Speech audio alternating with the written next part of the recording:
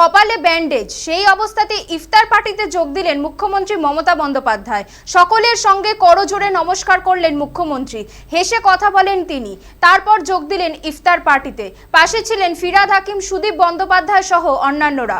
প্রতি বছরই ইফতার পার্টিতে যোগ দেন তিনি, এবারেও তার অন্যথা হলো না।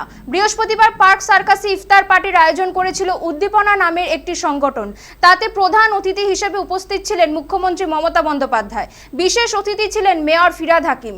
আমন্ত্রিত ছিলেন শহরের সব স্তরের জনপ্রতিনিধিরা। বেশ কিছুক্ষণ সেখানে ছিলেন মুখ্যমন্ত্রী। এদিনও দেখা গেল মুখ্যমন্ত্রীর কপালে ব্যান্ডেজ, অর্থাৎ এখনো চোট পুরোপুরি সারেনি। তা সত্ত্বেও প্রতিবারের মতোই এবারও ইফতার পার্টিতে সামিল হলেন মুখ্যমন্ত্রী।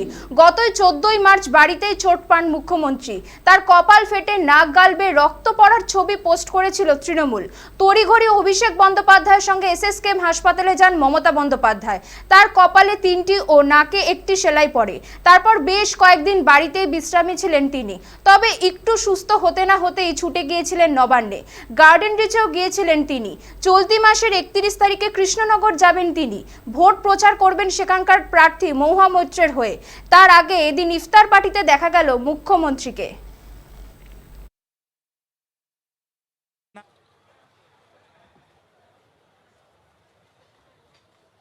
मिनिस्टर के साथ साथ